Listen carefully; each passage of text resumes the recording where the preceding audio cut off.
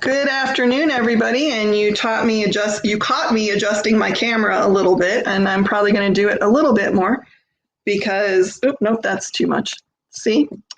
These last minute adjustments are what get me every time. But anyway, hello, everybody. Good afternoon. I think I said good morning before. I don't even know.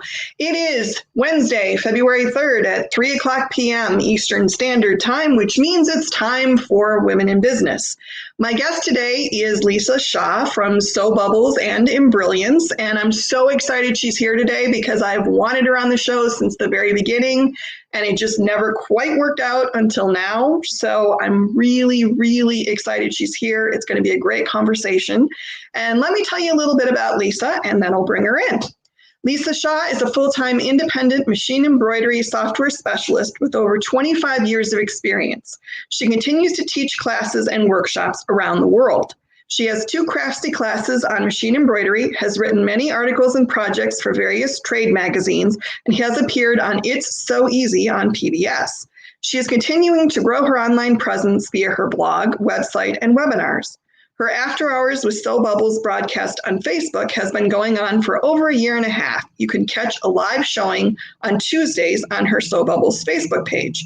Her online home is www.sewbubbles.com, and I will pop Lisa in here, and I will also put up her Sew Bubbles so we can see that. Hi, Lisa. How are you? Hi, how are you? Happy to be here. I'm so excited you're here. I am so excited you're here. I've been waiting for this for so long. It's about time, huh? I know. I feel like we've been trying to do this for a while and things just never, and I like the china, by the way. That's very classy. I have a plastic water bottle, so I think you win today. Yes, you look very good there. Well, we have fine china in the house. Might as well start using it. So yeah, I think you might as well. It was appropriate for the occasion. I'm having a cup of tea with my friend Christine. There you go. I like it. I like it a lot. So I'm going to pop this down and let's go see who's here today. Carolyn is here and Jane is here. And Carolyn said hello twice. Not sure why that happened. So thank you, ladies, for joining us. And it looks like there's some people who haven't said hello yet because we've got a nice, here's Sandy Jo too. Sandy Jo is here, so that's nice. So I have so much I want to talk to you about, Lisa. But I want to start with... what do I want to start with? I think I'm going to start with how to, well, like I was telling you before we came online, there's so many things I want to talk to you about. It's hard to sort the priorities, but I wanted to start with something that interests me. So I'm going to be selfish and ask the question I want to know the answer to. Your group. Uh-oh.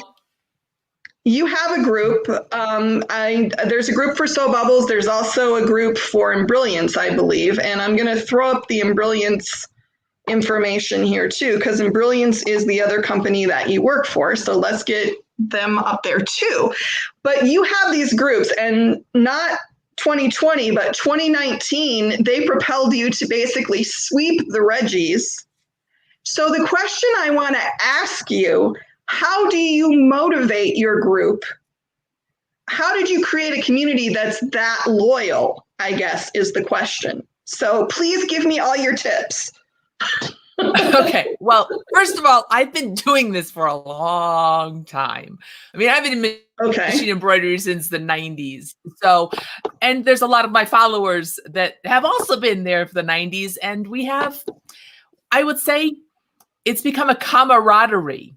I mean, when you start a group, and one of the things that it's hard because I always tried to keep my personal and work separate, but there's times that you let a little bit of your personal out, And I have found that by doing that, by bringing Lisa at home into whatever I do online, whether it's with Oscar, my puppy dog, he's the most recent craze. You're sharing part of yourself with your work community. And I'm not saying you should be, oversharing. I mean, there's fine lines here, but bringing people in and showing them just a little bit of who you are, it develops a relationship. And it's been so hard to do that, especially since now that we're online so much. It was a lot easier to do with trade shows, and you teach a class. I'd be traveling, 15, 20 times a year, shaking hands and whatnot. And I had to figure out a way to transition that camaraderie of, hey, I know you, online presence. It's not easy, but it's something that we all have to kind of. I think it helps a lot. It's more than just tech support. So. Oh, I agree, and I think you're talking about something that I talk about quite a bit, which is you have to build a community. You have to build trust, and you have to build a community around whatever you're doing. So people feel like they know you and they trust what you're telling them, basically. Exactly. Okay. And I want to throw in some more. We got some more comments here. So hello, Patty from Covington, Georgia. And Carolyn is shilling for my birthday on Friday. She said, somebody should send me a nice blinged water bottle. I'll get behind that. Eric is here. Hi, Eric. You're one of our favorite educators too. I'm speaking for Lisa, but we love you. And Cindy's here. Thank you for being here, Cindy. And she also said, I saw Lisa's show this morning about embroidery around the neckline. So where did you do that? Was that for Embrilliance? Oh, you did last night. Okay. I did it was a premiere last night. I do a Tuesday broadcast as we talk after hours with Lisa. I'm usually drinking an alcoholic beverage of some sort and talking about machine embroidery. I mean, like I said, bring in the tribe, people bring it. And that's that's on your Facebook page. Yes. And we do it last night. I did a premiere of a video I had recorded last year that was embroidered. It's a popular trend right now. It looks like hand stitching, but you can do it on an embroidery machine, and you make it curve around the neckline. So I had done a class on it last year, and it was released to me at the end of the year. So I said, I'll put it up. And so we premiered it last night. And so I was kind of excited. It was the live. And it was funny. I was chatting with Brian and Eric about this because switching to online education is very different, especially when you're a teacher and you're in an audience and you see light bulbs go out. You go on. It's a very different. Well, if they go out, then you have a whole different problem. But but you can see it. Well, when you're online doing a live.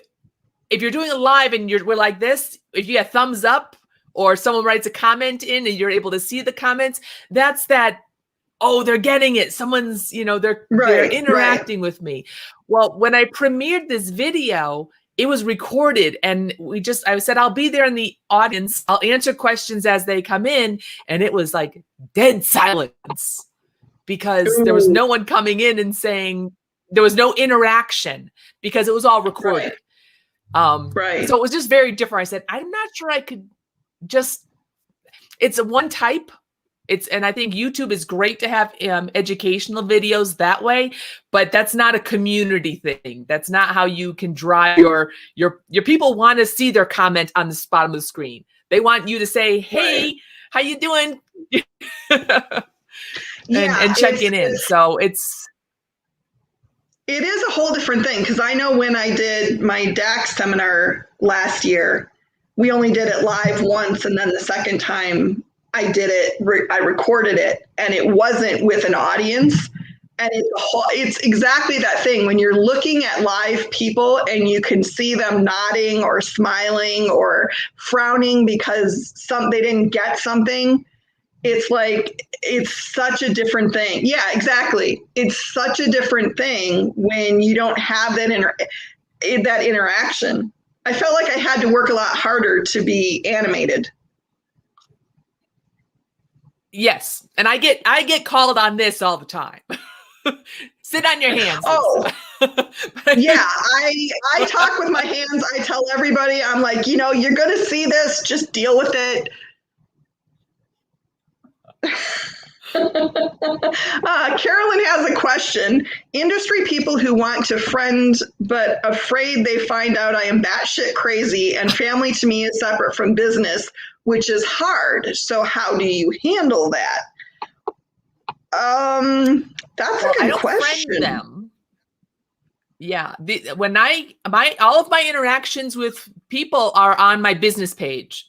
So the facebook.com/SewBubbles, they can like my page, they can fan my page, they send their questions via that page, and they follow me that way. But I share pictures of my grandchildren. I don't want, I don't know what your Facebook preferences are, and I don't want my stuff being shared. I don't want, if you think you're a little, we're not going to talk about who's crazier in this group. Let's not. That's a bad thing. So, but I think it's a good point. If you're looking for education and interacting with you as an instructor and a teacher and an expert, then facebook.com/SewBubbles is the place to go, because that's where that information is. So it's kind of a conscious decision that there's your public persona and there's you as a person. And I'm familiar with that because I had to do that with Enmark too. So there was, me, the person, and then there was me, the representative of a company. And now there's just me, but right. And yes, we're not like I do my Tuesday night after hours, where I have I'm drinking beer, I'm teaching software. That's a SewBubbles thing. I'm not drinking beer and teaching him stuff on the Embrilliance page. That's when I have to put my Embrilliance hat on and it's a different thing. Right. So Carolyn says, following up, so when they ask you, just direct them to your page and ignore the friend request. And I would say, you can be polite about it, but you can draw a line between your public persona and who you deal with. Go ahead. Well, I was going to say, I have friends that are on Facebook only for business. So they don't friend their family. They don't post anything on Facebook that's business related. But for those of us that have both, you have to make a conscious choice. So I ignore a lot of friend requests. It's a personal preference. We don't have to be friends with everybody. Well, and I, speaking as someone who tends to use Facebook more for business than I do for personal, I have, I've ended up with some family and stuff that liked my profile that I'm like, why are you here? You're never going to see anything that's going to be interesting to you. But whatever, I guess, if they want to buy my books or whatever they want to do, go for it. And I have no clue, Carolyn, what are you asking here? What is a me line? I don't know what that is. Okay, so Sandy Jo says, where can we find the After Dark page or group? And that is this one. Yes. I'm just going to keep After Hours. But that's where they can, if they go to this page, that's where they can find it. Right. That's where I talk about machine embroidery. And I put an announcement usually on Mondays because it's a Tuesday night thing. Okay. And they're all recorded, so you can watch the previous ones. There you go. And they're not like behind a paywall or anything. You do all that just out of the goodness of your heart. Free. Wow. Free. That's awesome. All that information. But that kind of leads me to the next thing that I wanted to talk about a little bit, because it's something that you and I shared for a while, which is you also work for Embrilliance, which is a company that is not yours. It's owned by Brian Bailey. Eric Campbell works there, and you. And then you also have After Hours and So Bubbles, which is just yours. How do you balance the two? That's the question. Well, I've gotten really good at it because I've done it for 25 years. Well, there you go. It was really hard. And you have to get a little of my history. When I first got into machine embroidery, I'm a regular person doing machine embroidery, and I started working with a company called Buzz Tools. And they were a small company similar to Embrilliance, and I did all their tech support. I did all their, and that was tech support when I used to do tech support. I don't do that anymore. But I then did the marketing, the education, all that. And I was known as Lisa from Buzz Tools, which was very confusing because the owner of Buzz Tools was also named Lisa.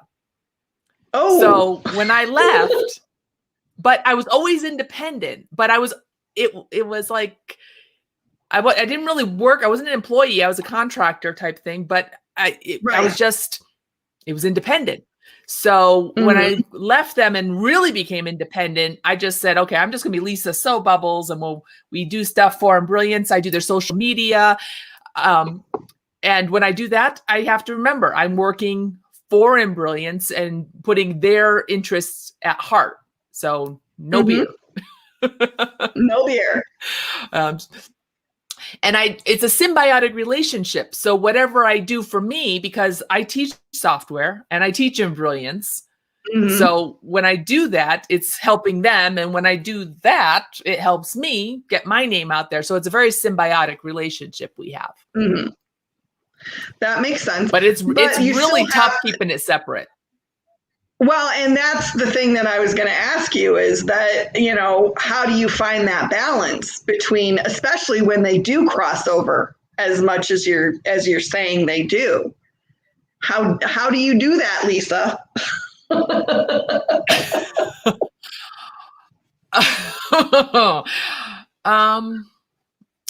Lots of juggling. I don't have a straight answer for that. What's that? I said lots of juggling. Yeah, it really is. I mean, I have my hours set up differently. 5 o'clock and beyond, that is my personal business. So if I know if I'm doing something during the day, that's when I really have to, is it Embrilliance related? Is it focused? And when I put on my Embrilliance hat, like when I'm creating YouTube videos for them, we are all work. It's all, okay, how do I get this information out to people? Short, sweet, to the point, so that they get their question answered and they get out of tech support. So that's when it's Lisa Shaw doing it. Well, Lisa Shaw, I don't have to be so exact. Right. And as you said, you can have an adult beverage if you're just being you. So it's maybe a little more relaxed. Right. But I think it's very nice that because the way their company is set up, I have always, from day one, Brian told me, you're not doing tech support. So if they have a tech support question, you send them to the website so they get into the system so that they can get things registered. It's not just, you're working over here 90 hours a week and not, you have to bring them into the system so that they problems get fixed, so bugs get found, so that enhancements get made. It's that I just can't take it all on myself. I have to share. Oh yeah, well that totally makes sense. And it's not what I find interesting though, and this might not be as much for you because Brian and Eric are both also known. When I was at Enmart, it was me. I was the only one that anybody knew, and I didn't own the company. I didn't make I made decisions for the company, but not all of them and not the major ones. And so is that something that you run into where people think it's yours? Or is there enough? Well, that's what they used to happen. So that's why I'm glad I'm not in that situation anymore. Because that was really that's a tough situation to be in. It is, because it's like you're doing the job that you're supposed to be doing, but at the same time you're constantly going, oh no, it's not really mine. Exactly. Right. No, I didn't sell the company, honest. Yeah, the company's still there. They're still doing what they need to do. I'm just not there with them anymore, but it's all right. I mean, but I think the reason that I wanted to talk about this is because I think this is something a lot of people in our audience are probably doing, which is, they have a day job of some kind and then they have a gig that's theirs, a side hustle on the side or whatever. Yeah, a side hustle sort of thing. So I think it's interesting, though I think I'm trying to figure out how I want to phrase this question the right way. And I don't really know how to do it properly. So I'm just going to say it, I think. I think there's something to be said also for being aware of your public persona and when that impacts somebody else and when it's just you, which is what you were talking about. You made conscious choices in how you represent Embrilliance versus how you represent Sew Bubbles. And correct. Yeah. Well, and I think that's an important thing. You really have to set boundaries. And if you set the boundaries for yourself, and I didn't make a chart or anything, but I just basically said, okay, listen, when I'm doing my brilliant stuff, I have to be doing this, this, and this. And these are the goals. And the goals for Embrilliance are a little different than the goals for Lisa Sew Bubbles. So, and trying to remind myself that it also really helps that especially when you have two jobs or two personas, set hours. Because otherwise you can end up focusing 80 hours a week on one, whether it's all, your real work, even because I'm so interlaced. I teach machine embroidery software. The machine embroidery software I teach is Embrilliance. So if you think about it, I could be working 80 hours a week for Embrilliance, but I'm not. You could I am. It could be. Well, so and I making think sure that if you're Go ahead. Well, I think I'm going to just butt in with my next thing because I think it's a point we should address too. If you are, because I see people who own a company and they're saying, I want somebody to do my social media, or I want somebody to come on and do my marketing or whatever. And I think those people need to be aware that when you hire somebody, they're going to become the face of your business, whether you like it or not. And you need to be aware of that, And I know it's kind of a... Well, it sounds like it should be a no-brainer, but it's actually a really big deal.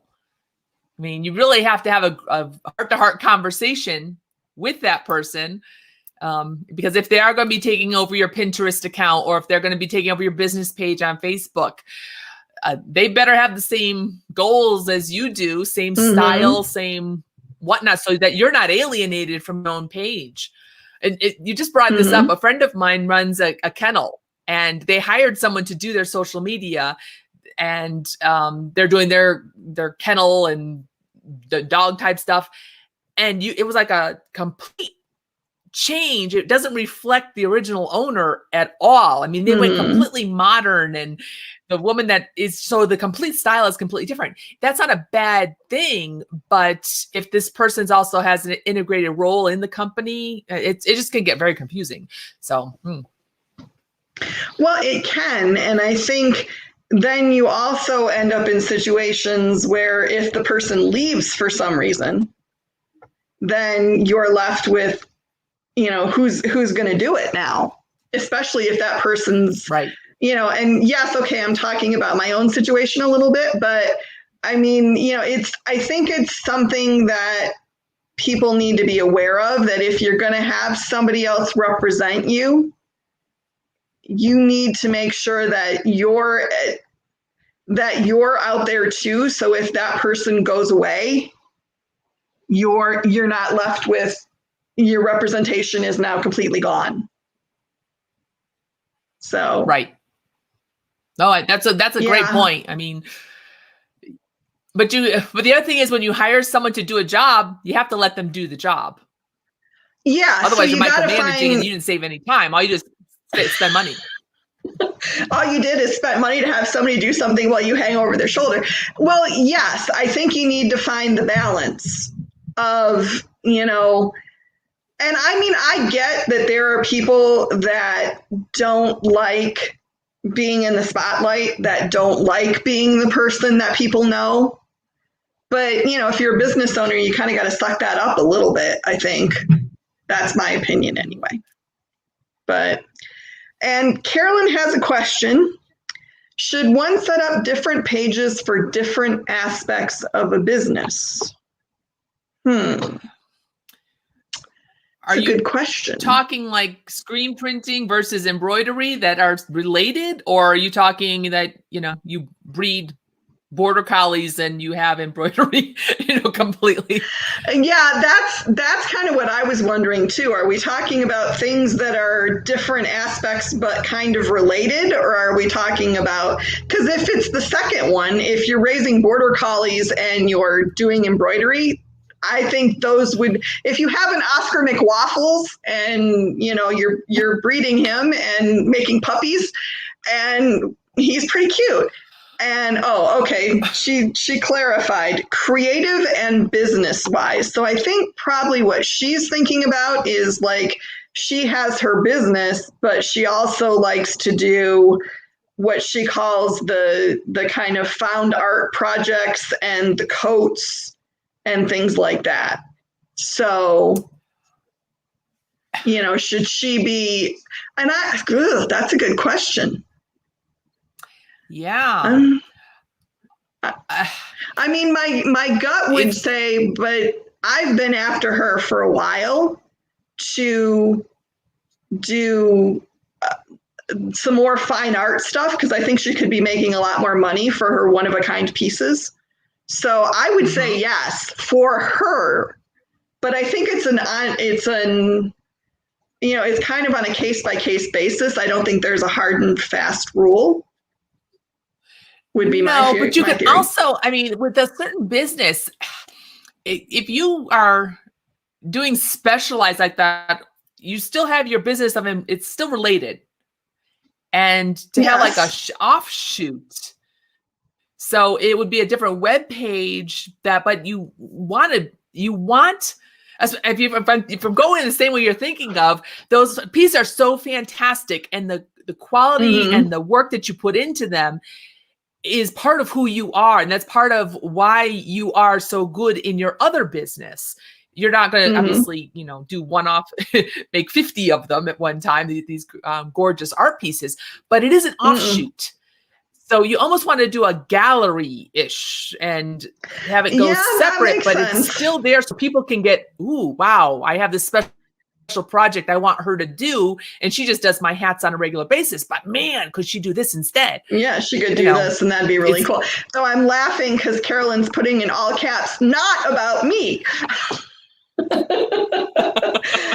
But I think if it's just in general, like you were saying before, if it's, puppy breeding and screen printing, then those two things probably should be separate, because they don't really, unless maybe you're doing pet apparel, and then potentially, I suppose, they could kind of go together. But for the most part, if they don't make sense going together, then they probably shouldn't. If it's not something like Lisa was saying, the fine art stuff that Carolyn does is an offshoot of her business, so they could go together. There we go. But if it's not about Carolyn, if it's, raising guinea pigs and growing roses or something, I don't know. I'm trying to think of the two most I don't know, guinea pigs could eat the roses, I suppose, but then we're just, woo. Okay, Eric wrote us a book here.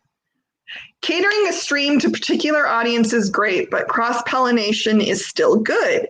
You have to know what your audience is there for, and having the opportunity to brand for that specific audience is good, but there's no problem sharing content between pages. And I do agree with that. I mean, I think you can try to interest people who are there for one thing in something else, but I still think separate pages is the best idea if they don't make sense as a unit. So. Right. There we go. That was fun. We got into Oscar, guinea pigs, and roses. Well, like I said, I was trying to come up with two things that really seemed to have nothing to do with each other. So I was like, there you go.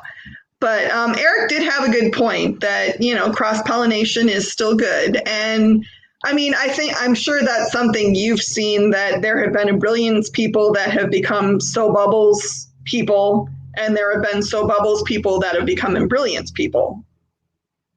So. Right. A friend of mine has, she has a global company that she has, right. And she does coaching for keto lifestyle. So that's her diet, but she's also a quilter. So she does intermix the two of them with the whole dieting, foods and cooking and whatnot with the quilters. Mm-hmm. And she does cross-pollinate between the two of them, but they are two, you'll see some, but they do still kind of grow on their own. So. Yeah, totally makes sense. I'm laughing at comments here, so I've got to share these. Eric says, that said, I've certainly siloed off specific stores or segments so that the audience can get the content they expect. And then Carolyn came in with, I'm laughing hard here. Sorry. See what you did, Carolyn? And Cindy makes a good point. More pages, more time to deal with each page. So yes, that makes sense. And Lisa has lots of hats to wear, according to Carolyn. So you kind of do. I do. But I mean, but it keeps me entertained. Well, and busy, I suppose, and out of jail and amused. So, but I mean, what I really have always admired about you, to circle back to the first question I asked you many minutes ago when this started, is that you have really developed a loyal following. And is part of that, do you think, just the time you've invested in it, that you've spent the time getting in front of these people? When you're I'm passionate about machine embroidery, and I'm passionate about teaching. And yes. I love to see light bulbs go on. I mean, I have this one just recent, well, it wasn't that recent. Time is flying by, okay? Within the past 8 years, I had this woman in a class, and before class started, she emailed me and she was in tears because her sister, who had different software, was confusing the bejeebies out of her. And I had sent an email out, and this one woman did not understand it, and her sister kind of made her feel bad about it. And she was in tears because she says, I don't think I can take this class. I said, I don't think I'm smart enough to. I said, you come, I will make sure that you are in this class and you won't get lost. I don't leave any stragglers behind, especially in a beginner class. It's hands-on. We are all in this together. I set my classes up for success because it reflects on me. I mean, we may go off on tangents and talking about other stuff, but we all get the core stuff done. And she came to class, and all she wanted to do was add names to a design, and she was our sister made her completely flabbergasted and didn't flustered. And I made them separate in class. So sister was over here who had embroidery experience, and I put the other one over here, solve that problem because she wasn't down talking. I don't have an older sister, but I've seen the older sisters, so I know how that goes. I am the older sister, so. At the end of the class, she was happy as a clam. She was adding names to her designs and she was fine. To this day, this woman has made a business out of embroidering baseballs. She's paying her mortgage because she's gone way beyond. All she wanted to do was add a name to whatever. Now she's gone and done sports equipment. She's gone and talked to people, and she's created a business for herself because I showed her how to add a name to a design. And that's what, when you see something like that happen, it's like, yes. But this stuff isn't that hard a lot of the times of what you want to do. So, I don't like people. I'm a positive person if you haven't figured that out. Yeah. I do try to see the bright sides on things. Right. But I mean, that passion that you just showed, if you were in a class with you or, even watching you online, that's going to pull you in and make you want to come back if that's your, because it's like you can tell that you're really interested and excited and you care, even in that little story. And I totally get that moment when you go, I showed somebody something or I taught them something and they got it and they just ran with it. And you're like, that's the best. Yes, that's the best feeling ever when you can look at someone and go, I made a difference with them. I love that. So I totally get that too. But speaking of making a difference, segue alert. I want to talk to you about something that you and I have talked about a little bit in other places, which is we had a post in the Women in Garment Decoration group. For those of you who haven't been there, I'm going to put up the little, so you can see that it's there. And the post was on a historical event that happened to have political overtones. And mostly everybody handled it great. And then at the end of the comments, there were a couple of people who didn't. Let's put it that way. And you and I had kind of a discussion about a couple of things. One of which is that a lot of the language that the people who didn't handle the topic well used was the kind of language that's typically used to put down women. And it was very disheartening to see that coming from women. Yes, very derogatory. And it was very disheartening to see that coming from women. So I wanted to talk about that for a minute, because I think I did a whole show on like a couple months ago on how we talk about ourselves. But I think it's something that we need to be aware of, which is people are watching what we say about other women. So we need to choose our words wisely. Any words of wisdom on that topic? Well, I think it all comes down to is that we need to, first of all, remember that we may be right in front of our keyboard and saying what is coming out of our mouth is just going right into the keyboard. I doubt a lot of this stuff would be said in person. You don't, there's no filter that's going on between here and here. Mm. And unfortunately, I think we're at a time in our lives right now, we're in a lot of change, and a lot of people aren't handling that change well. There's a lot of us that are alone a lot. And I live out on 60 acres in the middle of nowhere. My nearest neighbor's a mile away, and I'm feeling isolated and not connecting with people.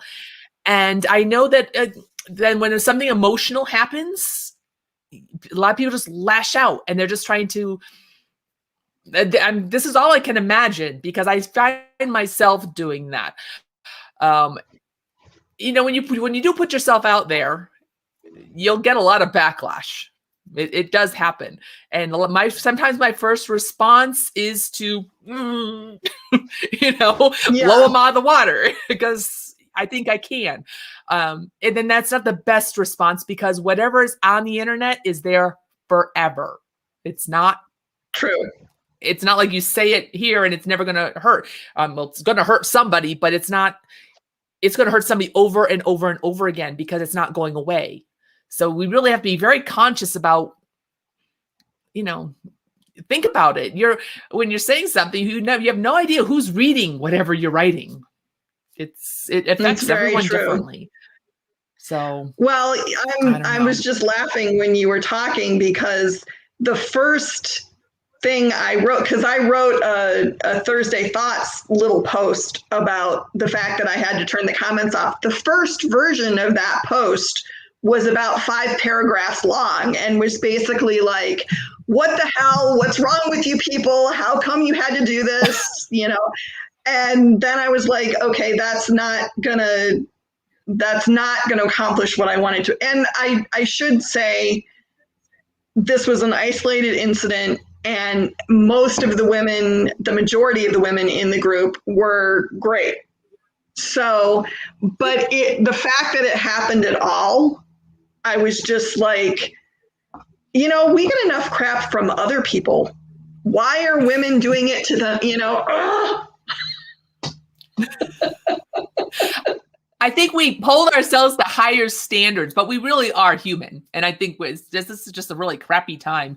And it takes for us to be as civil as we are. I mean, I'm kind of impressed with how civil we are at times, because this is really not fun for a lot of people. Not everyone handles this well. Well, and I think I have this argument with another friend of mine quite frequently, because I maintain that most people are, like you said, most people are civil. They just want to get along. They want to, understand why other people think what they think. And, they're not, but there's these fringe elements on both sides. I'm not condemning conservatives or liberals. I think both sides have their fringe. And those are the people that we look at and go, well, everybody's nuts.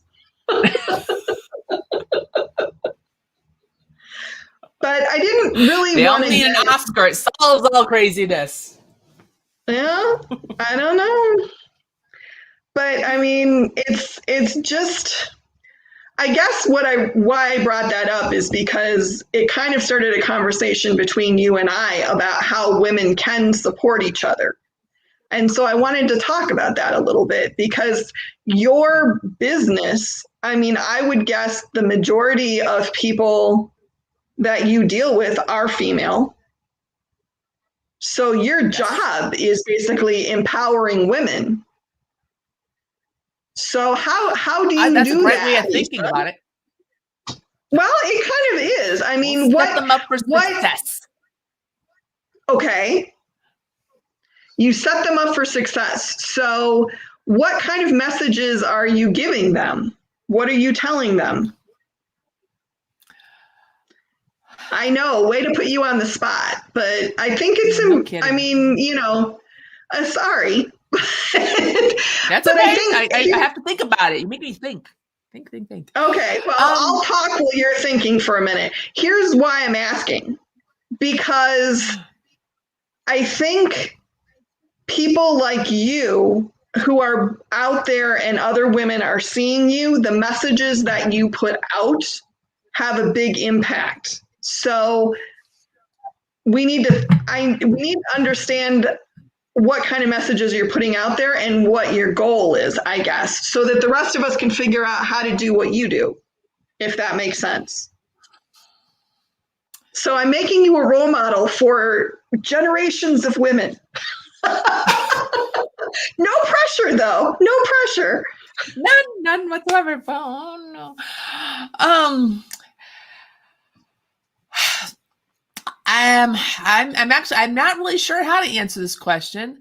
I do know that a lot of times I do a lot of breathing and meditation. And I say that because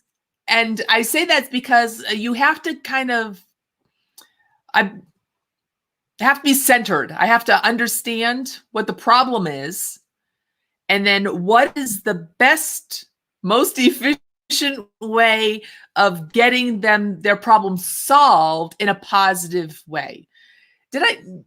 My degree is in mathematics, just to let you know. It's in operations research, which has nothing to do with machine embroidery and everything to do with machine embroidery. Because operations research is looking at a problem and finding the most cost-effective solution, efficiency from getting from point A to point B, solving a problem. So that's a mathematics degree. I use that all the time. What's that? That's a mathematics degree? It's an operations research. Huh. Interesting. Anyway, sorry. Go ahead. It's okay.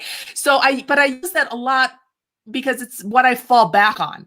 So when I see there's a situation going on, and whether it has to do with software or someone approaching the machine, or I just got a brand new machine and I'm getting all these thread nests, first thing I do is take a deep breath and walk away from the problem, and then approach it in a most logical fashion as possible, because you just can't start changing things. You have to approach it logically, because if you change everything at one time, you just end up with spaghetti knots. You don't know what solved the problem.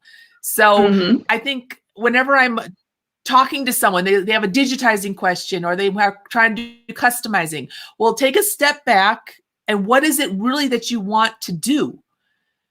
And so you have to think about this. It's not just diving into the software and start pushing buttons. You kind of have to have a plan. So whenever I'm helping someone, I have a plan on how I see them progressing from where they are to where they need to be. And I try to help them develop their own plan. Get a lot of kickback on that. It's not a fun way of doing things, but it's what works for me. So that's the only thing I can teach. Okay, that makes sense. I like this. I'm going to give us both a pat on the back here. Lead and live by example. You both do a great job of this. Excellent. From Carolyn. Thank you, Carolyn. Oh, thanks, Carolyn. That's very sweet. So I guess let's reframe the question a little bit and try it this way, because maybe this is more what I was aiming for. When you go into a class, or when you're talking to a group of women on your after hours or whatever, what is your goal for them? Are you just hoping to? Do you have multiple goals? Are you just after hours? The number one goal is after that hours any easier? is to have fun and learn something. Okay, there you go. So I guess what I'm trying to pull out of you with my little nut pick here, as I'm pulling out the meat, is I guess what drives you? What is it the passion for the work? Is it the passion for the people?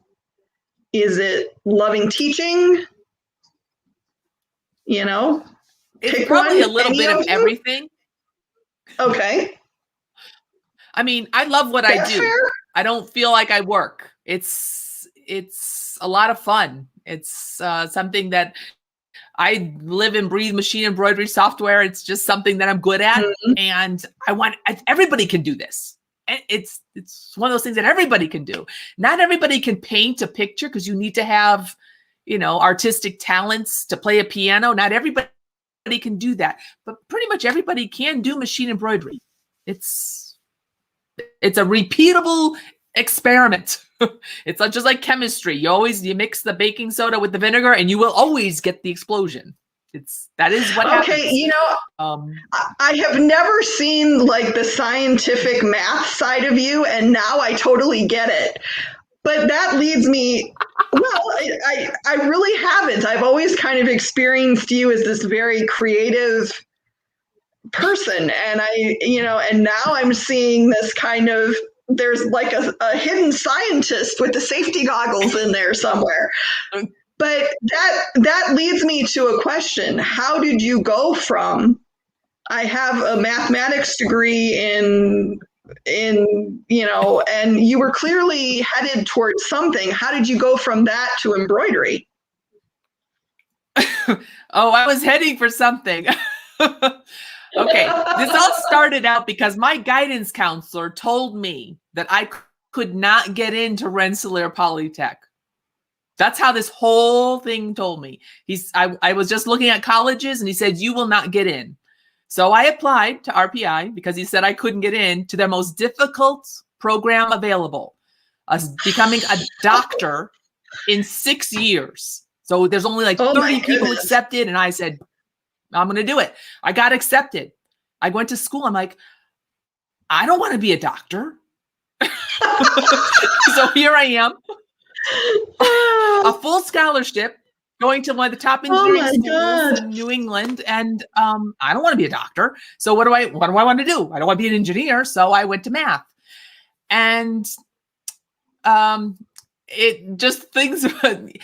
realized the tuition was very expensive to go there. I did not want to be an actuary. And that's what and I didn't want to be a math teacher because I was paying X amount of dollars to be a math teacher. So they had this co-op program with a think tank down in DC area in the Beltway. And they were looking for mathematicians to work on computer war simulations and crunching data. So I applied. I got in.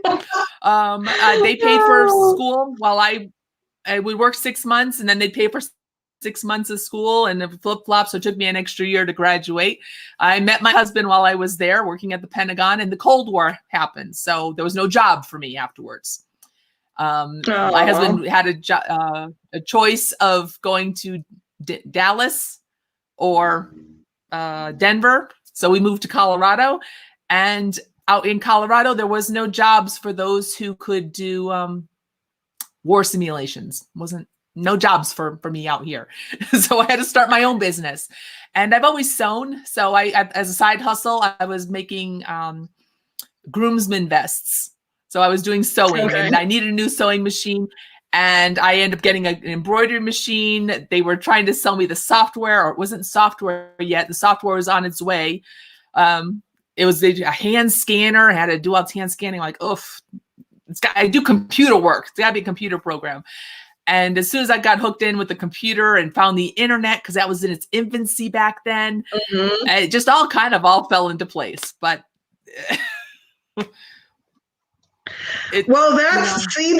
there's more than I knew about you in like 5. I'm like, there's so many things I want to go. You're talking about doing war simulations for the Pentagon, and I'm like, it's war games. Did that little voice ever come up and go, would you like to play a game? I was on the data crunching side. So you didn't get to do the fun stuff with the missiles. But that's just, it always fascinates me, the origin stories of how people got into where they are. And it never seems to be straightforward. It's always like a kind of winding path. Mm-hmm. But now that you're here, obviously it's what you love, but did you ever, this wasn't something that you ever thought of when you were younger? Oh, no, I had no idea when I was a young kid, I was going to be Quincy. That was my first, remember Quincy? Medical examiner. So I kind of didn't want to be a doctor. Medical examiner. Yeah, no. But I just think and I have to say, I love the part that your counselor told you couldn't get in, and you're like, hold my beer. Exactly. Pretty much. Oh, that's funny. You can't tell me I can't do something. Well, I think I'll work it out. I wonder sometimes how many people didn't do something because a counselor or a teacher or someone who was in authority said, you can't, and then there's the people who are just like, well, yeah, if you tell me I can, I'm going to go do it twice as hard just because you said I couldn't. So I wish more people would have that gumption in them. Yeah. And unfortunately, there's some people that take it personally, and unfortunately I'm not one of those, but yeah, that's probably one of the reasons also why I'm very encouraging, because I never want someone to tell me no. I don't like no. Well, I think it's also, because you had people in your past that said you can't, it probably makes you more sensitive to encouraging others and lifting them up rather than, I mean, the arrogance of somebody to tell a high school kid, you can't do this. It's like, what an ass. I kind of want to go, was it a guy or was it a woman? Well, I'm sure he said it in a much nicer, productive way. I mean, he probably said your grades aren't that as the high quality. You aren't in leadership roles. Right. I mean, there's a whole bunch of, I'm sure there was. I wasn't paying attention. I heard no. Yeah. Well, I have to, Eric came in with no comment from me about origins in this business, as some of us slide into it sideways, but Lisa is more and more interesting the more that she shares.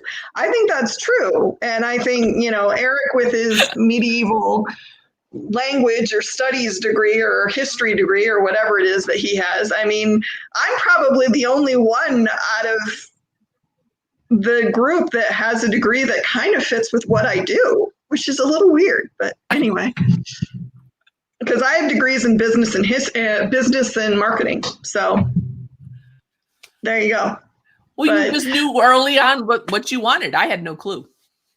No, I knew. Well, I always knew I was going to be a writer, so I ended up finding a degree that because I thought about getting just like an English degree or a fine arts degree or something, and I was like, that doesn't.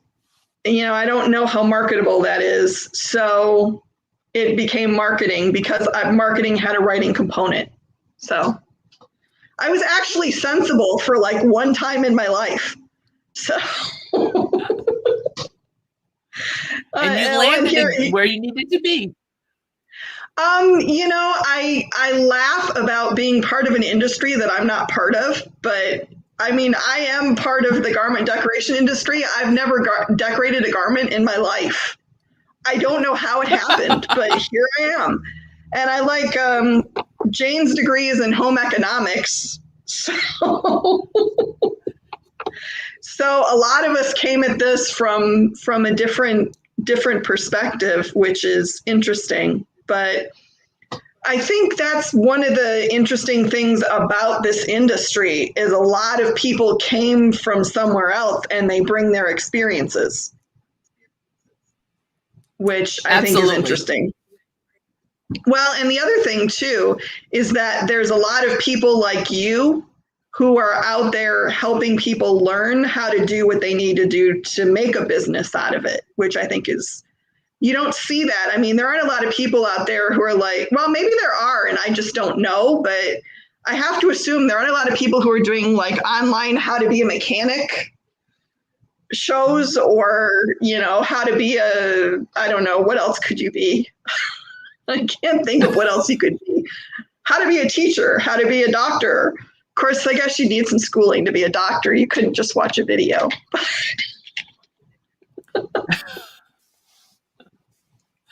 No, but I love how our industry has evolved with education. I mean, the technology these days. I mean, when I first started, there was no YouTube. We didn't even have internet with pictures. Everything we taught each other was done by, typing. So you got really good explaining things with just plain old courier text, because that's how it happened in the home market. There were no YouTube, no Facebook, no videos.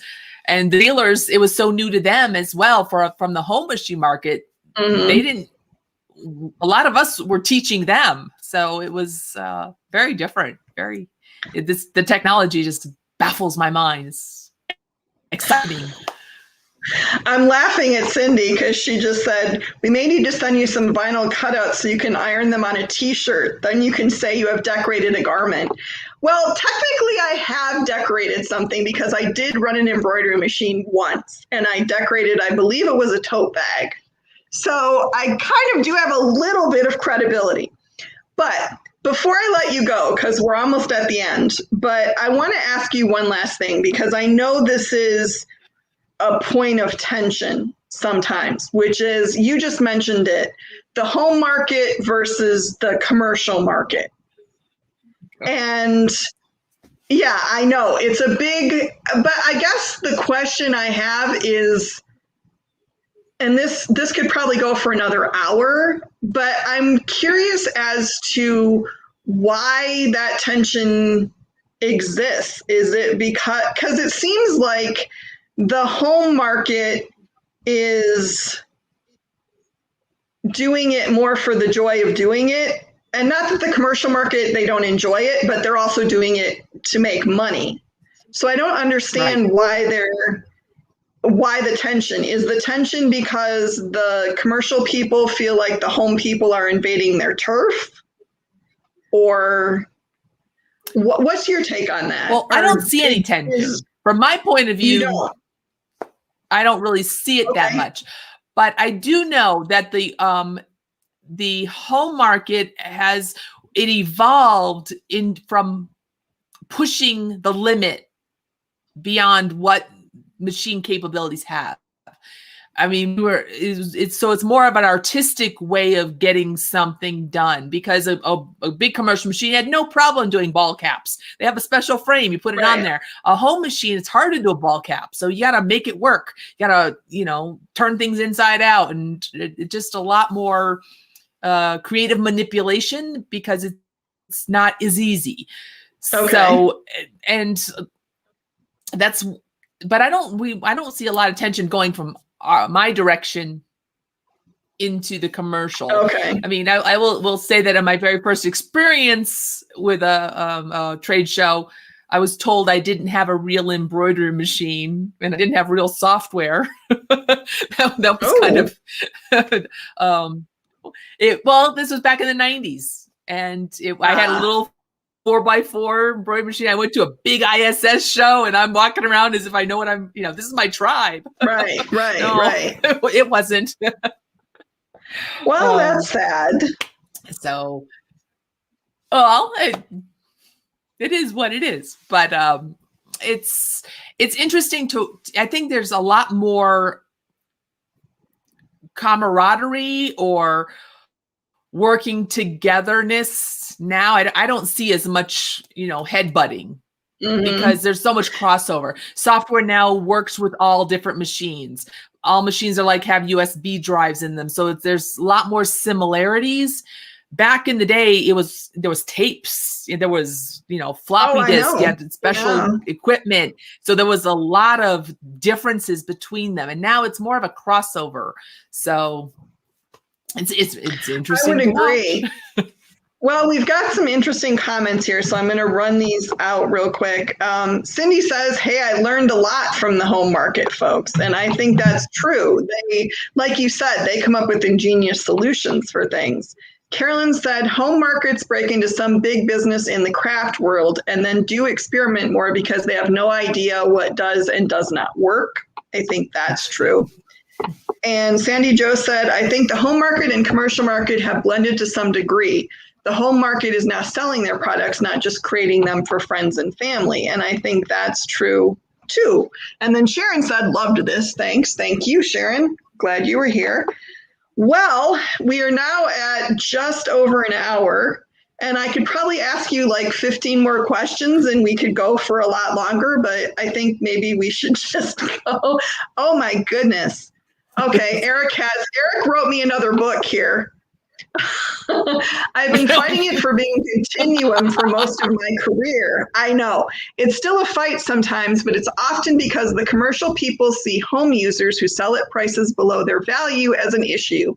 But the truth is that there's more and more cottage industry, more dyed-in-the-wool commercial people with home-based shots and production, and it's somewhat a false dichotomy. Different sizes and segments need and can fulfill different needs. Holy crap, dude. That was a big comment, but very, very true. I think, especially the last part, different sizes and segments need and can fulfill different needs. So we need everybody.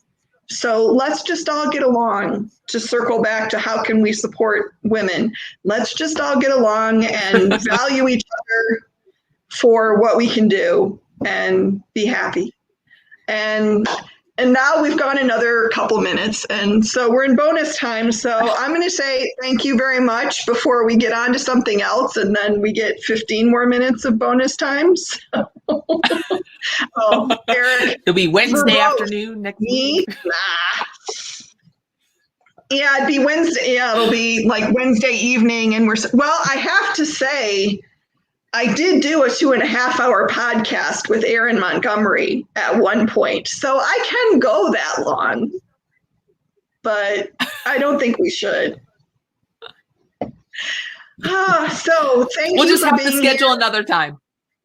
We will. Thank you for being here. It was so worth the wait. I learned stuff I didn't know about you, and it was a great conversation. And I'm so happy we were finally able to do this. And I'm going to pop you out and say goodbye. And thank you just so much. You were great. All right. That was so fun. And I learned some really cool stuff that I didn't know about Lisa, which is always fun. And thank you all for being here. You had great comments today, and I appreciate them so much. And I love our discussions. I'm so excited every Wednesday to get to have another new one. Next week, I will be talking with Marge Easterling, I believe. I'll have to double check that, but I think that's what it is. And I hope you will join me next Wednesday at 3 p.m. Thank you, everybody. Thank you so much for being here. Thank you, Lisa, for being here. And you all have a wonderful day.